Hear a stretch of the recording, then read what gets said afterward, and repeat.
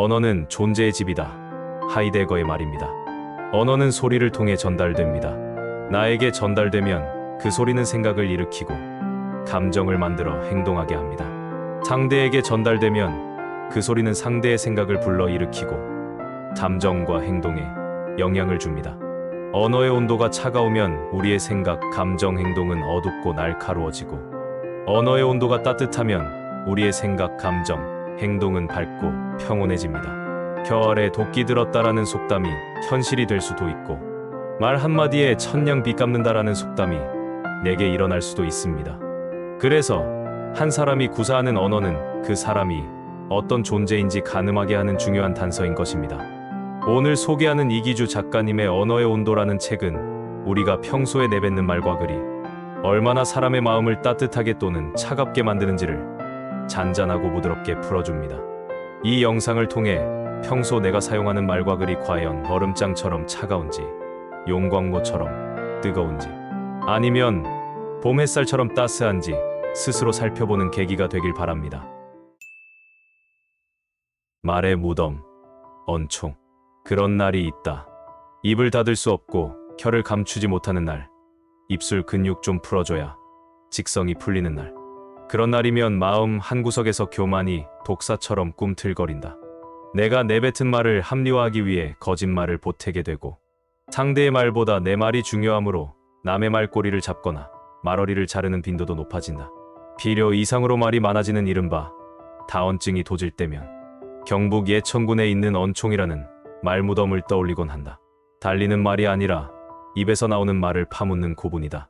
언총은 한마디로 침묵의 상징이다. 마을이 흉흉한 일에 휩싸일 때마다 여러 문중 사람이 언총에 모여 기분 나쁘게 들릴지 모르겠지만으로 시작하는 쓸데없는 말과 그쪽 걱정돼서 하는 얘기인데요처럼 이웃을 함부로 비난하는 말을 한데 모아 구덩이에 파묻었다. 말 장례를 치른 셈인데, 그러면 신기하게도 다툼질과 언쟁이 수그러들었다고 한다. 우린 늘 무엇을 말하느냐에 정신이 팔린 채 살아간다. 하지만 어떤 말을 하느냐보다 어떻게 말하느냐가 중요하고, 어떻게 말하느냐보다 때론 어떤 말을 하지 않느냐가 더 중요한 법이다. 입을 닫는 법을 배우지 않고서는 잘 말할 수 없는지도 모른다. 그래서 가끔은 내 언어의 총량에 관해 고민한다. 다언이 실언으로 가는 지름길이 될 수 있다는 사실을 망각하지 않으려 한다. 그리고 종종 가슴에 손을 얹고 스스로 물어본다. 말 무덤에 묻어야 할 말을 소중한 사람의 가슴에 묻으며 사는 건 아닌지. 가장자리로 밀려난 사람들. 온종일 비가 추적추적 내려서 마음마저 축 가라앉은 날이었다. 67살쯤 돼 보이는 여자아이가 아버지와 함께 우산을 쓰고 걸어가는 모습이 눈에 들어왔다. 비 오는 날 어린 자녀와 부모가 우산을 맞잡은 모습을 뒤에서 지켜보면 부모라는 존재의 역할과 숙명에 대해 생각하게 된다. 자녀가 어린 경우 웬만한 부모는 아들, 딸이 비 맞지 않도록 우산을 자식 쪽으로 가져간다. 그러면 아이는 부모를 올려다보며 묻는다. 아빠, 옷 젖었어? 아니, 거짓말이다. 부모의 한쪽 어깨는 이미 흠뻑 젖어 있다. 자식이 세상 풍파를 겪을수록 빗줄기는 굵어지고 축축한 옷은 납처럼 무거워진다. 그러는 사이 부모는 우산 밖으로 밀려난다. 조금씩 조금씩, 어쩔 수 없이. 진짜 사과는 아프다. 한기주 씨, 미안할 때는 미안하다고 말하세요. 자존심 세우면서 사과하는 방법은 없어요. 언젠가 별 생각 없이 드라마를 보다가 이 장면에서 속이 뜨끔했다. 화해의 손을 제때 내밀지 않고 자존심만 세우다 갈등의 앙금을 남긴 기억이 불현듯 되살아났기 때문이다. 기자 시절 사소한 다툼으로 불편하게 지내던 선배가 있었다. 토라지기 전에는 꽤 돈독한 사이였지만 자존심 탓인지 먼저 잘못을 시인하려 들지 않았다. 나도 그 선배도. 그러던 어느 날 우연히 기자실에서 마주친 선배는 빨간 사과 한 알을 건네주고는 도망치듯 사라졌다. 나는 벌겋게 달아오른 선배의 얼굴과 사과의 색깔이 꽤 유사하다고 생각했다. 그러고는 입을 삐쭉 내밀며 잠시 사과를 바라봤다. 먹을까 말까 고민하다 사각사각 한 입 베어 먹었다. 상큼한 향기가 입안 가득 퍼졌다. 사과를 먹고 헤아려 봤다. 선배는 왜 뜬금없이 사과를 건넨 것일까? 아차, 선배의 메시지는 단순했던 것 같다. 그는 사과를 하고 싶었던 거다. 다만 쑥스럽다는 이유로 그냥 사과를 내밀었을 뿐. 언제부터인가 우리 사회는 염치를 잃어버린 것 같다. 지하철에서 어깨를 부딪혀 놓고 그냥 내빼는 사람이 수두룩하고, 버스나 기차에서 1시간 가까이 목소리 데시벨을 최대치로 높여 통화하는 사람도 자주 보게 된다. 옆 좌석에 앉은 사람을 투명 인간 취급한다고 할까? 염치가 사치가 됐다고 할까? 염치는 본디 부끄러움을 아는 마음을 뜻한다. 염치가 없는 사람은 부끄러움을 모르는 사람이다. 그런 사람을 낮잡아 우린 얌체라고 부른다. 물론 사과는 어렵다. 하늘의 별 따기만큼 어렵다. 사과가 뭘까? 도대체 그게 뭐기에 나이가 들수록 어렵게 느껴지는 걸까? 우린 왜 미안해라는 말을 먼저 꺼내는 사람을 승자가 아닌 패자로 간주하는 걸까? 사과를 뜻하는 단어 apology는 그릇됨에서 벗어날 수 있는 말이라는 뜻이 담겨있는 그리스어 apologia에서 유래했다.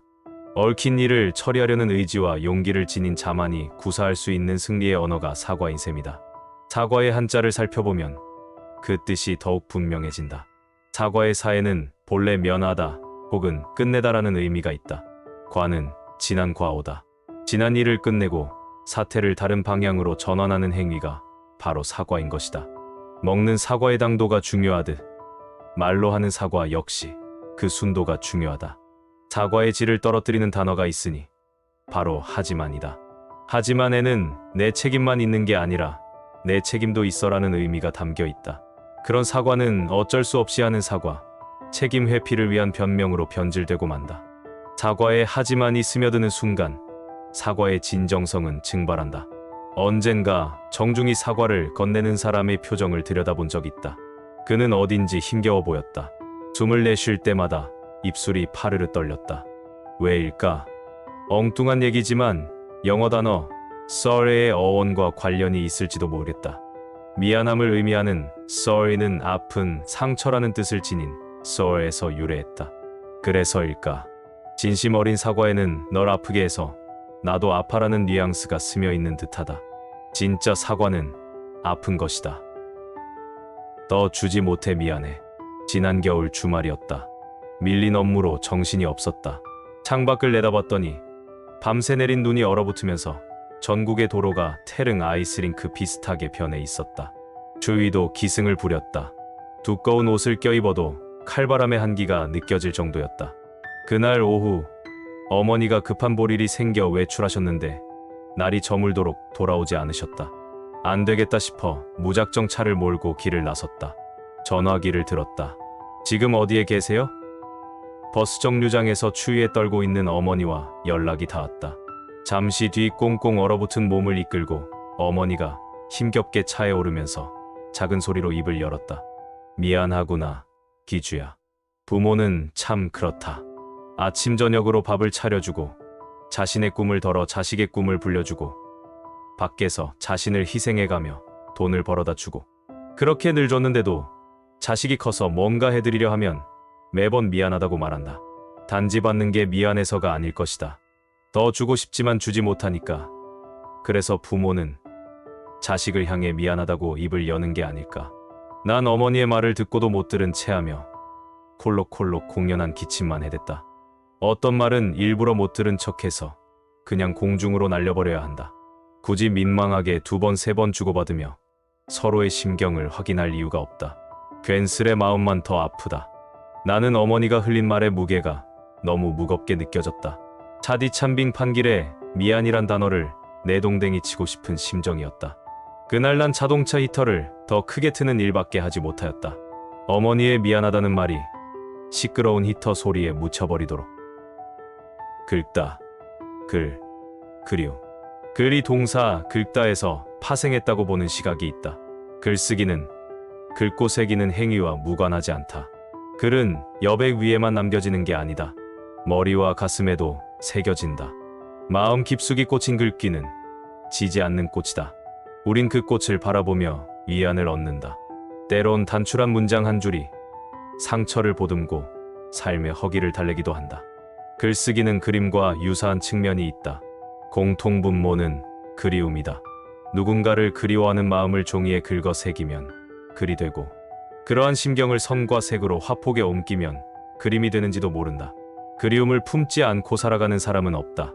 닿을 수 없는 인연을 향한 아쉬움, 하늘로 떠나보낸 부모와 자식에 대한 애틋한 마음, 결코 돌아갈 수 없는 과거에 대한 향수 같은 것은 마음속에 너무 깊게 박혀 있어서 제거할 방도가 없다. 채 아물지 않은 그리움은 가슴을 헤집고 돌아다니기 마련이다. 그러다 그리움의 활동 반경이 유독 커지는 날이면 우린 한 줌 눈물을 닦아내며 일기장 같은 은밀한 공간에 문장을 적거나 책 귀퉁이에 낙서를 끼적거린다. 그렇게라도 그리움을 쏟아내야 하기에, 그래야 견딜 수 있기에. 누군가에겐 전부인 사람. 어느 기업에서 글쓰기 강연을 마치고 화장실에 들어갔다. 벽면에 달라붙어 있는 메모판에 짧은 문장이 쓰여 있었는데 찬찬히 읽어 내려가다 마지막 문장에서 시선이 멈췄다. 뜨끔했다. 평평한 길을 걷다가 돌연 가파른 절벽을 만나 가슴이 철렁 내려앉는 기분이었다. 이런 문구가 적혀 있었다. 화장실을 깨끗하게 사용해 주세요. 이곳을 청소해 주시는 분들, 누군가에겐 전부인 사람들입니다. 사람을 살찌우는 일. 어머니를 모시고 병원에 다녀왔다. 쇠잔한 몸으로 병실에 누워있는 부모의 모습은 바싹 마른 장작개비를 떠올리게 한다. 그걸 지켜보는 일은 고역이 아닐 수 없다. 눈이 아릴 정도로 아름다웠던 나무에서 꽃과 이파리가 후드득 떨어져 나가 앙상한 가지만 남은 처참한 광경을 두 손이 결박당한 채 바라봐야 하는 처지이기 때문이다. 그 안타까움은 이루 다 말할 수 없다. 어찌할 도리가 없어 지독한 무력감을 느끼게 된다. 어머니는 응급실에서 링거 주사를 맞는 동안 핏기 없는 입술을 겨우 벌려 가쁜 숨을 몰아쉬었다. 어느 시인의 표현을 빌리자면 목련의 등에 살며시 귀를 대면 아픈 기침 소리가 들려올 것만 같았다. 난 가느다란 호스를 타고 뚝뚝 떨어지는 링거액을 응시하다 소리 내지 않고 울었다. 그렇게 눈물을 다 쏟아내고는 공손히 두 손을 모았다. 그리고 빌었다. 포도당아, 전해지라. 어머니 혈관을 타고 재빨리 흘러들어가서 어서 양분을 공급해 주렴. 꽃과 이파리가 더는 떨어지지 않게 해주렴. 내 바람이 통했는지 링거를 다 맞을 무렵 어머니는 안정을 되찾았다. 한편으론 자신의 소임을 다하고 장렬하게 사그라진 링거액이 대견해 보이기도 했다. 어머니를 부축해서 병원을 나서는 순간 링거액이 부모라는 존재를 쏙 빼닮았다고 생각했다. 뚝 한 방울 한 방울 자신의 몸을 소진해가며 사람을 살찌우고 다시 일으켜 세우니 말이다. 모두 숲으로 돌아갔다. 달포 전쯤 친한 친구 녀석이 오밤중에 문자를 보내왔다. 모두가 숲으로 돌아갔다 기주야. 나는 꽤 목가적인, 아니 자연주의적인 문자에 고개를 갸우뚱했다. 원래 이런 식으로 문장을 적는 친구가 아닌데 회사에서 무슨 일이 있었나? 아니면 팍팍한 도시 생활에 염증을 느끼고 귀농을 결정했다는 건가? 그것도 아니면 문자 그대로 가족과 함께 숲으로 캠핑을 간다는 건가? 밤새 홀로 상상의 나래를 펼쳤다. 문장에 담긴 의미를 정확하게 해석할 수 없었기 때문이다. 나중에 알고 보니 친구가 단어를 혼동해 저지른 단순 실수였다. 회사 사정으로 밀린 업무를 처리하느라 오래전부터 계획했던 가족 여행을 미루게 됐다는 것. 그래서 안타까운 심경을 표현하기 위해 모두 수포, 물거품으로 돌아갔다고 문자를 보내려다가 그만 모두 숲으로 돌아갔다고 오기를 한 것이다. 한글은 점 하나, 조사 하나로 단어와 문장의 결이 달라진다. 한글 자모 24개로 표현할 수 있는 소리가 이론적으로 1만 개가 넘는다. 정교하다고 해야 하나, 언어학적으로 활용성이 크다고 해야 하나. 영국의 언어학자 제프리 샘스는 한글이야말로 인류가 만든 가장 위대한 지적 유산 가운데 하나라고 극찬하기도 했다. 한글의 세밀함을 무시한 채 머릿속에 맴도는 문장을 무턱대고 입 밖으로 끄집어내다가는 낭패를 당할 수 있다. 예를 들어 친구를 앞에 두고 넌 정말이지, 외모도 예뻐 라고 칭찬을 하려다 실수로 넌 정말이지, 외모만 예뻐 하고 말해버리면 친구 간의 의만 상한다. 한글은 아름답다. 그리고 섬세하다. 단, 섬세한 것은 되게 예민하다. 글 앞에서 쩔쩔맬 때면 나는 책 쓰기는 문장을 정제하는 일인지도 모른다.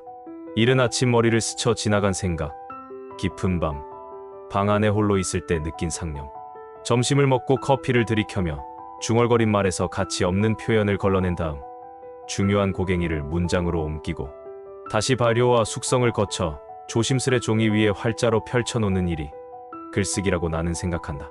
촘촘한 채를 쳐서 찌꺼기를 걸러내듯 문장에 불순물을 추려내는 작업이 유독 잘 되는 날이 가끔 있다. 그런 날이면 몸을 가득 채운 문장이 가슴에 둑을 터뜨려 홍수가 날 것만 같아서 머리에 맴도는 단어를 마구 쏟아내야 한다. 다시 한번 강조하지만 늘 그런 것은 아니다. 어쩌다가 그렇다는 얘기다. 오늘은 홍수는커녕 비 한 방울 오지 않았다. 머리털을 쥐어뜯고 손바닥으로 얼굴을 감싸봤지만 참신한 단어와 문장이 떠오르지 않았다. 모니터가 날 째려보는 것 같았다. 오전 내내 들숨과 날숨보다 한숨을 더 많이 토해낸 것 같다. 글 앞에서 쩔쩔맬 때면 나는 음악을 듣거나 밖으로 나가 걷는 편이다. 찬찬히 걸음을 옮기면서 생각의 속도를 늦추기도 하고 차분한 음악에 귀 기울이면서 생각을 쌓아 올리거나 반대로 허물어버리기도 한다. 그러면 어느 순간 생각이 사방으로 쭉쭉 뻗어나간다. 반대로 잡다한 생각들이 하나의 소실점을 향해 달려가는 것처럼 느껴질 때도 있다. 오늘은 글쓰기에 대한 막막함이 밀물처럼 밀려오는 것 같아 노트북을 내팽개치고 집 근처에 있는 공원으로 산책을 나섰다.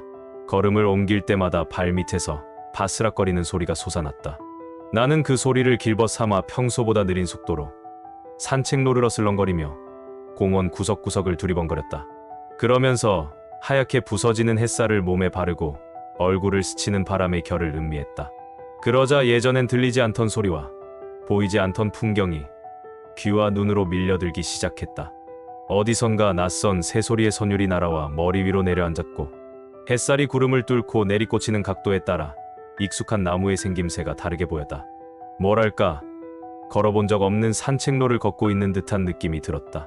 우린 무언가를 서둘러 추진하거나 정면에서 마주할 때 오히려 그 가치를 알아채지 못하곤 한다. 글쓰기가 그렇고 사랑이 그렇고 일도 그렇다.